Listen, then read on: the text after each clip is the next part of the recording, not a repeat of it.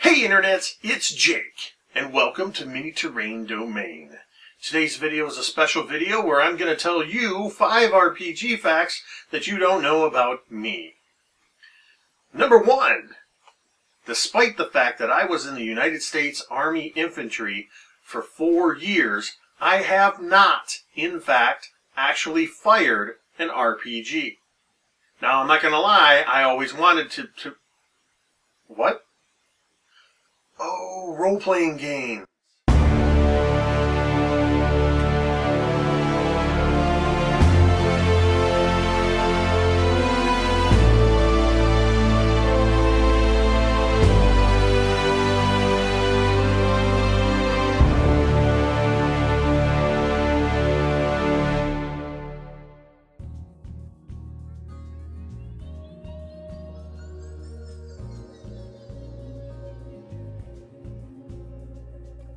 The very first role-playing game that I ever actually played was not any actual existing system or module.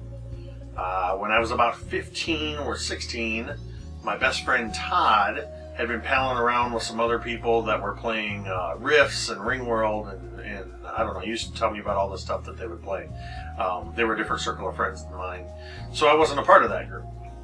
Todd was a very creative individual, and he created an entire Haunted Mansion RPG that was D6 based. I believe it had 3 floors as well as a dungeon basement.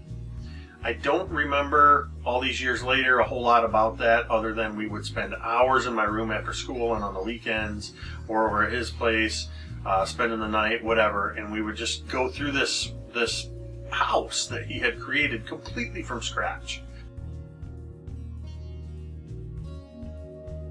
It would actually be 3 or 4 years later before I would play a role-playing game again.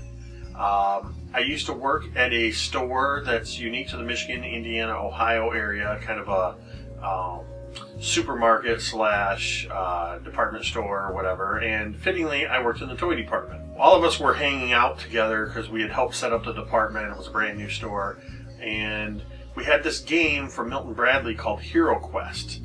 Some of you may remember that. They're going for $150 to $350 on eBay and Amazon and whatnot now. But it was very much a role-playing game with a board game and some set scenarios and pieces, not unlike some of the Dungeons and Dragons board games that are out now. But we bought that game and we went over to Jason's house, and we would play this Hero Quest game. A couple nights a week, and eventually we were just like, why don't we play Dungeons and Dragons? And I was like, I've never played. And they're like, you'll have a great time. And I did. I own this. I know many of you recognize this. This is the Pathfinder role-playing game beginner box. I have opened it. I have punched out all the little people. I've used the dice. I have, of course, used the dry erase, wet erase battle mat that is in here. I've read through a bunch of the stuff. I have never played Pathfinder. Not even once.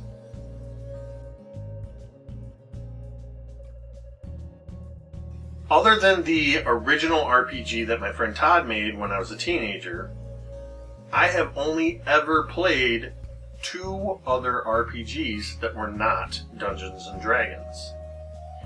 While I was in the military in the 90s, I was on a rotation down in Louisiana for a couple weeks. I'd been reading a Star Wars book. There were some guys from another company that came up and said something because I was reading the Star Wars novel. Turned out that they were huge Star Wars fans as well. And they were like, hey, I brought my Star Wars role-playing game. You guys want to play? So I remember after chow one night, we grabbed a couple cots over on the far side of the tent, and we rolled up some characters. Of course, I went with the totally original concept in the Star Wars universe of playing a Carillion smuggler named Devorn Flair. and I chose a YT-1300 Stocklight Freighter as my ship. Yeah, real original. For all intents and purposes, I was Han Solo with a different name, of course. But I kind of made a little quirk in my character that he hated Twi'leks. I don't know why, I just thought, I hate Twi'leks. So naturally, our first job was to smuggle a Twi'lek fugitive off planet. The other game I played was a couple years later. I was on deployment to Bosnia, and with a couple of the guys that I was deployed with, we played some Dungeons and Dragons. We had a couple different dungeon masters. Our mission changed a little bit. We changed our location a little bit. And one of the guys had somebody from home send him his Shadowrun stuff. So we did play a little bit of Shadowrun. I remember so little about that. My only real experience with that world at all prior to the game was the Keanu Reeves movie, Johnny Mnemonic. So more likely than not, I'd probably tried to create a Johnny Mnemonic character. But that's it, other than D&D. The fifth and final RPG fact that you don't know about me: the most epic game of D&D that I ever played was while I was in the service. It was after I played Star Wars with those guys down on the rotation. One of the guys in my platoon, Dino, one of our communications guys, Lee, and a friend of theirs, Jesse, had invited me into their game to play 2nd edition Dungeons and Dragons. Now, what made this so epic was the fact that amongst all the times that we played, we had this one particular weekend that was a 3-day weekend.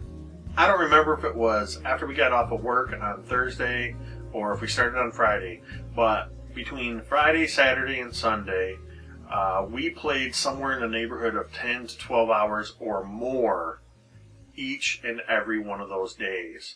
We would just go on quests and adventures and have these encounters and these epic scenes. I got my first ever awesome magic item that was the Iron Bands of Bolaro. My character, I remember that his name was Harkonnen, which, if I'm not mistaken, was one of the houses in the Dune movie from the 80s. That's probably where I got it from. But at any rate, throughout all of this, I don't remember exactly what happened. I remember Dino's character got killed, and he was very upset about it. It was my first experience with a player death and somebody that had been really attached to their character. But we actually got to a point where we kind of zoomed out and we went with long-term rules, and we had 5 years and more pass. And when the Dino's character died, I kind of took over his lands and his keeps, and eventually established the Harkonnen Imperium and declared myself Emperor. The DM had a female, some kind of warrior DMPC that he was playing, and eventually his character, my character, got married, and we were the Emperor and the Empress. We decided to go on a new adventure and roll up new characters. I remember I rolled up a Scion and established the Eye of the Mind Inner Sanctum. But what was really cool was we established those characters within the Harkonnen Imperium, within the world that we had already established over so many game sessions. And the Emperor even gave my psionic character his Iron Bands of Bolaro. But that was by far the most epic. I've had lots of great D&D sessions. I play 5th edition D&D now. I DM a couple of games. I started playing again after a long hiatus, because that epic game, that was one of my last games ever. In 95. I didn't really, aside from a little bit in Bosnia in 96, I didn't play D&D again until 2012. I don't know why. Then I got into 4th edition, and the D&D Next playtest came out. I fell in love with it. 5th edition came out, And you can see I got all the books back here.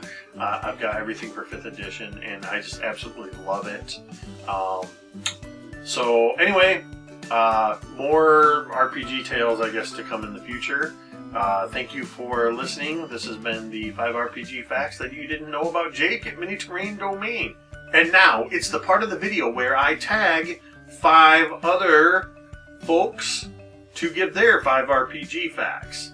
And here they are. The Going In Blind Podcast. Nelson at Infinite Roleplay. Tabletop Gaming with Juice. Terrain Wench. And finally, I'm going to attempt, probably with disadvantage, a charisma check. Persuasion. I know this is a shot in the dark, but I'm going to tag him on Twitter. Legendary Dungeon Master, Master of Story, and just an amazing all-around D&D guy and personality at Chris Perkins D&D. Remember, imagine, build, play. MiniTerrain.